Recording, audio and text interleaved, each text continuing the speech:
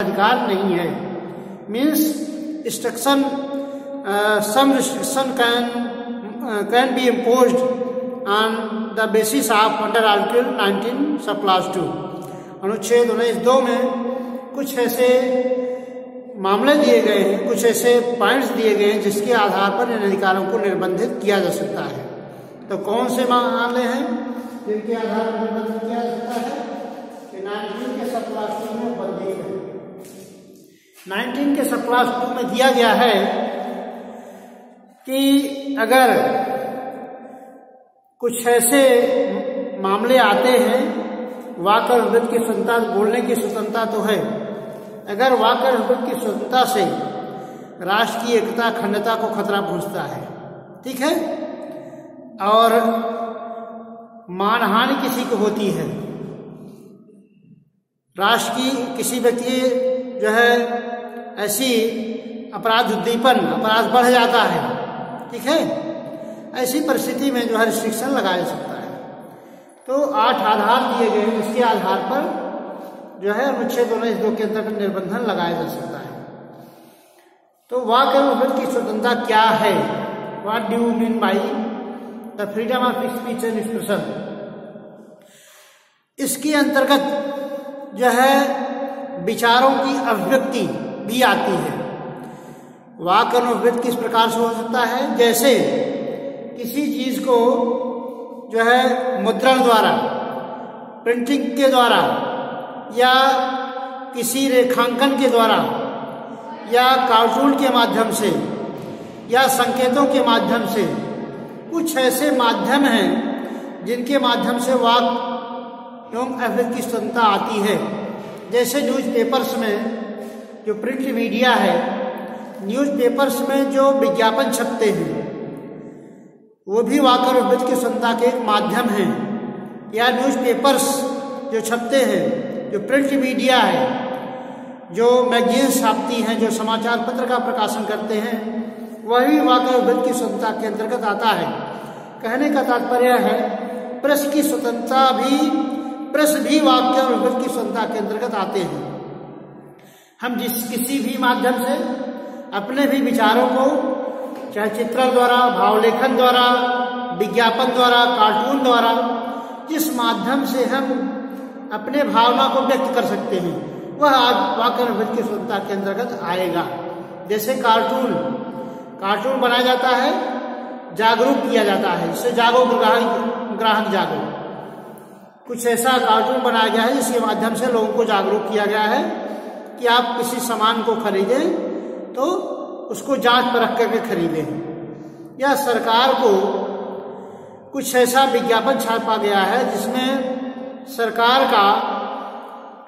को सचेत किया गया है कि जो है इस तरह का कार्टून, इस तरह के ऐसे मामले हैं जिससे किसी बात का अभिव्यक्त जो है साबित होता है, किसी भावना को व्यक्त किया गया उसमें कार्टून के माध्यम से, तो अभी वाक और अभिव्यक्ति की स्वतंत्रता के अंतर्गत आएगा।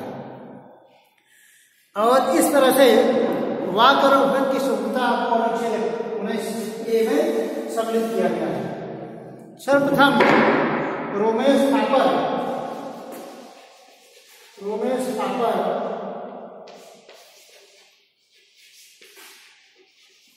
वर्सेस स्टेट ऑफ मद्रास,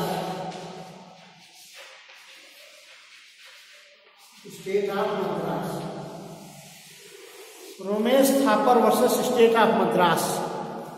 इस वाद में उच्चतम न्यायालय ने अपना मत व्यक्त किया कि जो है प्रेस की स्वतंत्रता भी वाक और अभिव्यक्ति की स्वतंत्रता के अंतर्गत आती है।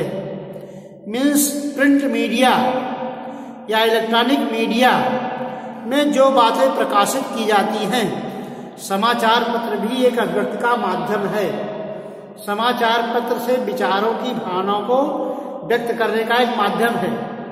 अगर सरकार की किसी नीति का हम विरोध करना चाहते हैं तो समाचार पत्र के माध्यम से अपनी बात को लिख सकते हैं, या अपना हम सुझाव सरकार को दे सकते हैं कि ये जो है राष्ट्र के लिए नुकसानदेह है, ये जो है जनता के लिए नुकसानदेह है, जनता के हित के लिए अच्छा नहीं होगा, तो अपनी बात को हम सरकार के प्रति जो है सरकार को हम बता सकते हैं। इस माध्यम से ये बात जनता के लिए हानिकारक है। और हमारा ये सुझाव अगर ऐसा किया जाता है तो जो है यह राष्ट्र के लिए अच्छा होगा, भारत के नागरिकों के लिए भी अच्छा होगा।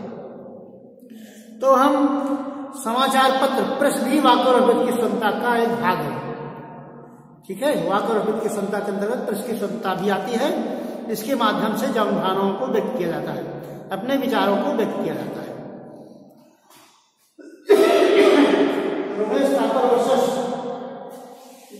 स्टेट ऑफ मद्रास के मामले में निर्मित किया गया कि प्रेस भी वाक और अभिव्यक्ति की स्वतंत्रता का एक माध्यम है। इसके माध्यम से यह अधिकार जो है मौलिक अधिकार है, यह भारत के नागरिकों को प्राप्त है। ठीक है, और राइट टू नो, जानने का अधिकार, राइट टू नो,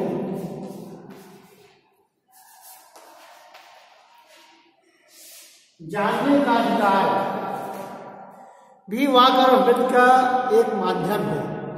जानने का अधिकार मीन्स किसी के विषय में जानने का अधिकार, यह भी वाक और अभिव्यक्ति की स्वतंत्रता का माध्यम है। जैसे मतदाताओं को अपने प्रतिनिधियों को जानने के बारे में अधिकार, यह भी एक मौलिक अधिकार है। जैसे निर्वाचन क्षेत्र में जो हमारे प्रत्याशी खड़े होते हैं, उनके वृत्ति के बारे में, उनके आचरण के बारे में, उनकी शिक्षा दीक्षा के बारे में, उनके क्रिमिनल रिकॉर्ड के बारे में, ठीक, उनकी परिसंपत्ति के बारे में मतदाता को जानने का अधिकार है। ठीक, तो जानने, right to know will also come within the meaning of article 19(a), यह भी वाक और अभिव्यक्ति की स्वतंत्रता के अंतर्गत आता है। ठीक है, तो राइट टू नो, इसी को मद्देनजर रखते हुए, इसी को ध्यान में रखते हुए भारतीय संसद ने राइट टू इंफॉर्मेशन एक्ट, सूचना का अधिकार अधिनियम पारित किया है। Right to information act, right to information act,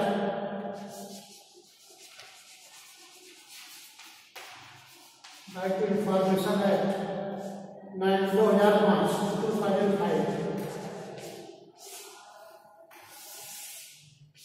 information, right information act में सूचना का अधिकार अधिनियम।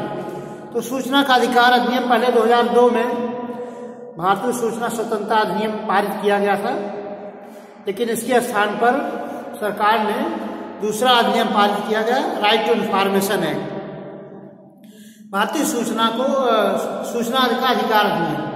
सूचना का अधिकार अधिनियम इसलिए आया कि नागरिक या जनता जो सरकार के प्राधिकारी होते हैं, जो शासकीय अधिकारी हैं, इनके बारे में जाने, या कौन ऐसे प्राधिकारी कौन सा काम कर रहे हैं, किस योजना में क्या खर्च हो रहा है, ठीक, तो इसके बारे में जाने, कितना खर्च हो रहा है, कितना काम हुआ, कितना आय हुआ, कितना व्यय हुआ, ये सब जानने का अधिकार जो है भारत के नागरिक को है।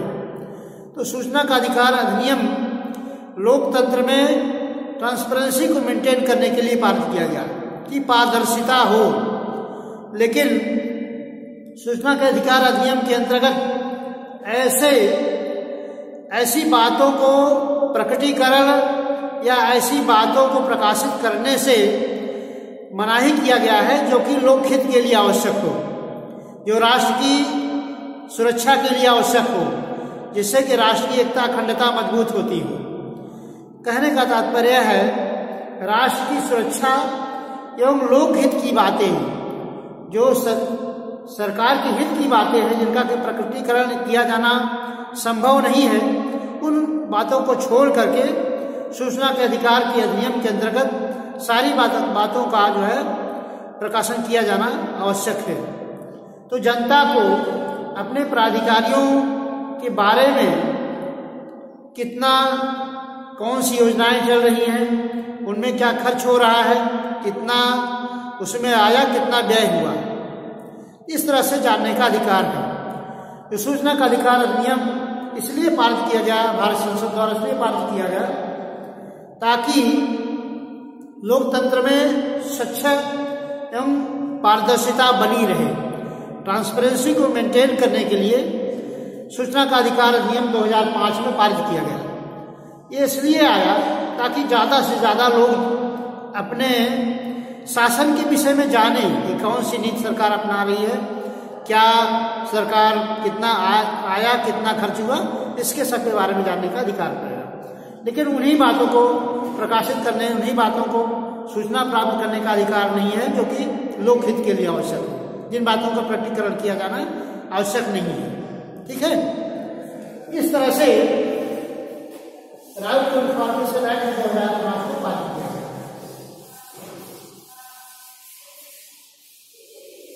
Indian express newspapers, Indian express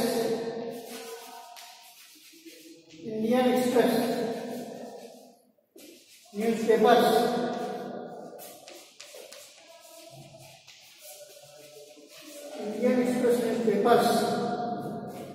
और यूनियन ऑफ इंडिया के मामले में यह कहा गया कि वाक और अभिव्यक्ति की स्वतंत्रता व्यक्ति के आत्मोन्नत में सहायक होती है। यह जो है विचारों को अभिव्यक्त को करने का एक माध्यम है। इससे जनता की सेवा होती है, इससे जो है व्यक्ति का कल्याण इसमें निहित है। इस तरह से वाक और अभिव्यक्ति की स्वतंत्रता के अंतर्गत प्रेस की स्वतंत्रता भी आती है, क्योंकि प्रेस की स्वतंत्रता, प्रेस जो है विचारों को जानने का एक माध्यम है। विचारों का संचालन होता है, विचारों का संचरण होता है, एक विचार दूसरे के माध्यम से फैलते हैं। ठीक है, इसलिए वाक और अभिव्यक्ति की स्वतंत्रता जो है अनुच्छेद 19(1)(a) के अंतर्गत जो है इसके अंदर प्रेस की स्वतंत्रता भी सम्मिलित है।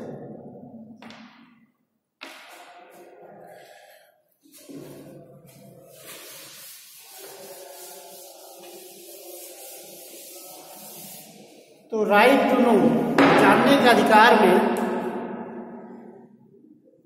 जनता को जो है मतदाताओं को अपने कैंडिडेट के बारे में जानने का अधिकार जो है मौलिक अधिकार है। इसमें एक केस आया people's union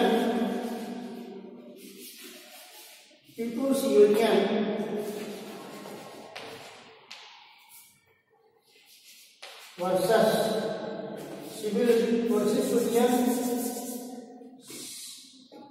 liberty association of India, civil liberty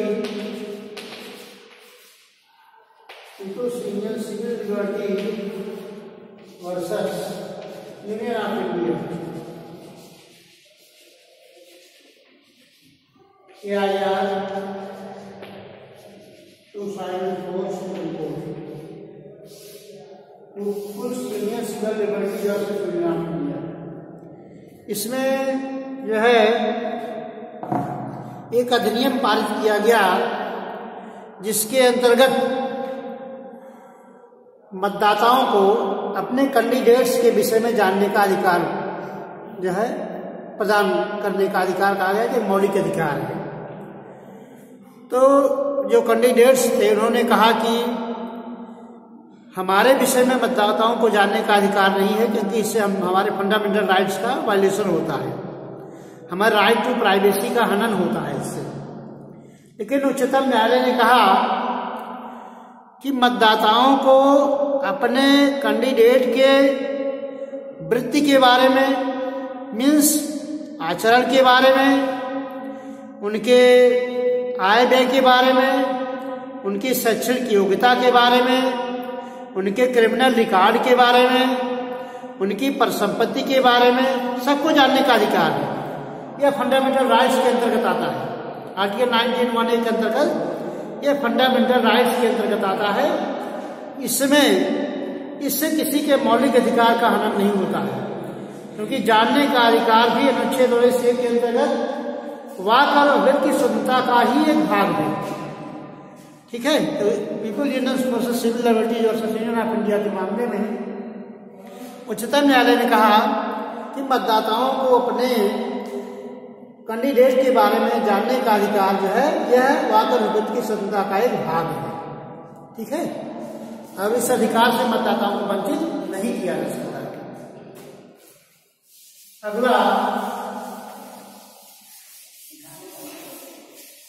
electronic media पर सरकार का एकाधिकार है। There is no monopoly, there is no monopoly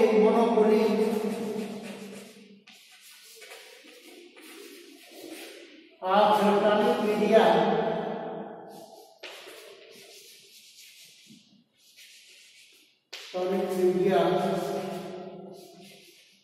of the government। Electronic media पर सरकार का एकाधिकार नहीं, इलेक्ट्रॉनिक मीडिया पर सरकार का एकाधिकार नहीं।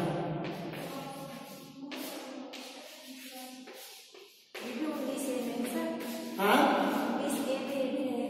There is no monopoly of electronic media of the government. ठीक है, there is no monopoly of electronic media of the government. सरकार का इलेक्ट्रॉनिक मीडिया पर एकाधिकार नहीं है, इलेक्ट्रॉनिक मीडिया पर सरकार का एकाधिकार है, सरकार का एकाधिकार नहीं।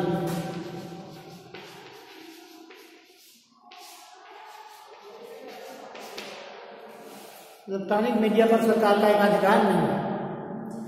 इसमें एक महत्वपूर्ण केस आई थी, टाटा प्रेस लिमिटेड, टाटा नहीं, इसमें आया था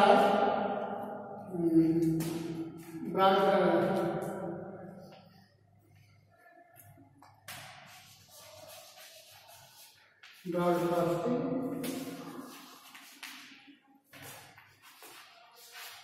और सशक्त सरकार।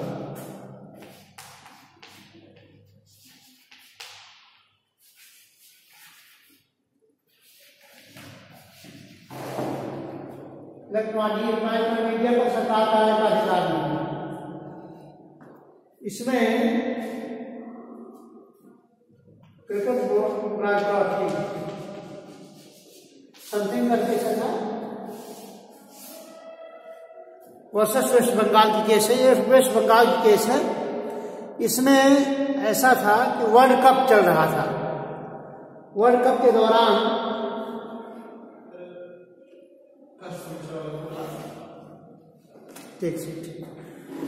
तो वर्ल्ड कप के दौरान जो विश्व की टीमें थी उनके द्वारा वेस्ट बंगाल क्रिकेट बोर्ड के द्वारा जो है एक दूरदर्शन के डायरेक्टर को एक नोटिफिकेशन दिया गया कि जो भारत के जो मैच हैं इनको वर्ल्ड के समय दिखाए जाए। ठीक है, तो वर्ल्ड के समय जो मैच दिखाने के लिए अनुरोध किया गया दूरदर्शन से, उस पर वेस्ट बंगाल सरकार ने रोक लगा दिया। दूरदर्शन ने उनके मैचों को नहीं दिखाया। तो वेस्ट बंगाल सरकार ने, और जो बाहरी देश हैं उसमें मैच प्रसारण का अधिकार क्रिकेट कंट्रोल बोर्ड ने स्वयं लिया कि इनके खर्च, इनके लिए कितना पेमेंट देना है, इसके संबंध में हम स्वयं व्यवस्था करेंगे। लेकिन वेस्ट बंगाल क्रिकेट बोर्ड ने दूरदर्शन को नोटिस भेजा डायरेक्टर को कि हमारे जितने भी मैचेज हैं भारत में होते हैं उन पर आप उसका प्रसारण करेंगे दूरदर्शन पे। लेकिन वेस्ट बंगाल गवर्नमेंट ने उस पर रोक लगा दिया, सरकार ने रोक लगा दिया। तो कहा गया कि इलेक्ट्रॉनिक मीडिया पर सरकार का अधिकार नहीं है। मामला कलकत्ता हाई कोर्ट में गया। कलकत्ता हाई कोर्ट के बाद कलकत्ता हाई कोर्ट ने कहा ठीक है, इलेक्ट्रॉनिक मीडिया पर सरकार का एकाधिकार नहीं है। लेकिन दूरदर्शन, फिर मामला अपील में गया सुप्रीम कोर्ट में। अपील में सुप्रीम कोर्ट में गया।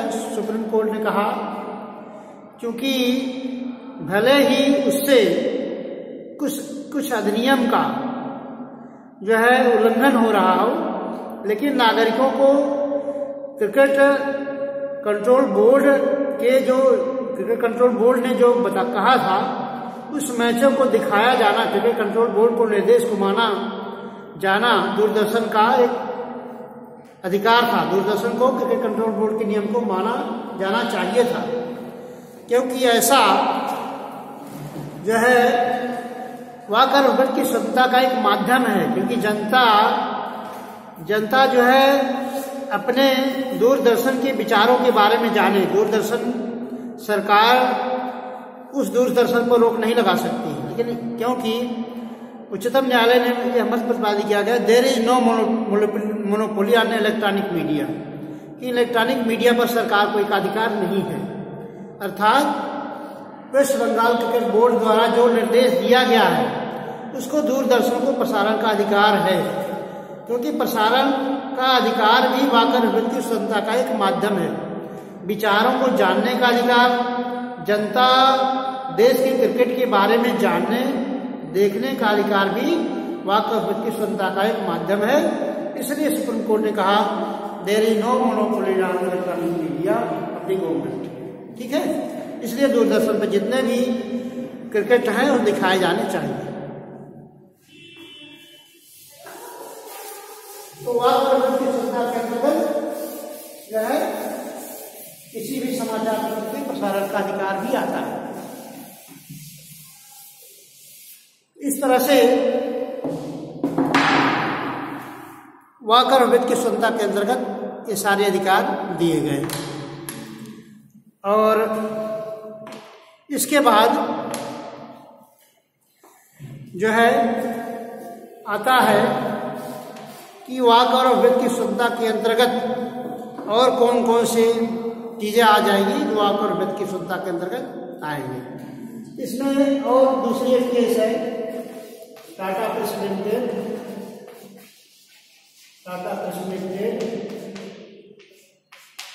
वर्सेस महानगर टेलीफोन लिमिटेड।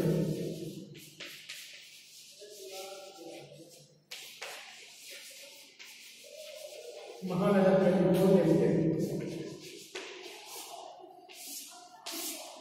इसमें क्या था, यह प्रतिपादन किया गया कि वाणिज्यिक विज्ञापन या एडवर्टीजमेंट क्या वाक और अभिव्यक्ति की स्वतंत्रता का भाग है या नहीं। कमेंट कि वाणिज्यिक विज्ञापन advertisement is a part of freedom of speech expression or not. तो उच्चतम न्यायालय ने इसमें मत प्रतिपादित किया कि वाणिज्यिक विज्ञापन भी वाक और अभिव्यक्ति की स्वतंत्रता का भाग है। जो एडवर्टीजमेंट किया जाता है यह भी वाक और अभिव्यक्ति की स्वतंत्रता का एक भाग है। इसमें क्या था, इस केस में तथ्य क्या था, महानगर टेलीफोन लिमिटेड और टाटा एक्सप्रेस लिमिटेड वर्सेस महानगर टेलीफोन लिमिटेड। इसमें टाटा प्रेस ने कहा कि जो है फोन की डायरेक्टरी बनती थी पहले। इसमें दो तरह के पन्ने थे, एक सफेद पन्ने एक पीले पन्ने। पीले पन्ने पर डायरेक्टरी जितने लोग थे उनका फोन नंबर था, और सादे पन्ने पर उसमें जो है एडवर्टीजमेंट छापे गए थे। तो एडवर्टीजमेंट जो है कमाई के साधन थे। मीन्स टाटा प्रेस ने जो डायरेक्टरी छापी थी उसकी छपाई की पैसा कहाँ से आता, उसकी छपाई के लिए कुछ लोगों को विज्ञापन प्रकाशित कर दिया था, जिससे कि टेलीफोन के डायरेक्टरी पूरे देश में संचालित हो रही है। तो उच्चतम न्यायालय ने कहा कि वाणिज्यिक विज्ञापन भी वाक और अभिव्यक्ति की स्वतंत्रता का एक भाग है। इसलिए अनुच्छेद 19 के अंतर्गत वाक और अभिव्यक्ति की स्वतंत्रता के अंतर्गत प्रेस की स्वतंत्रता भी शामिल है, जिसमें कि वाणिज्यिक विज्ञापन भी आता है। Thank you very much. Next lecture I will deliver tomorrow.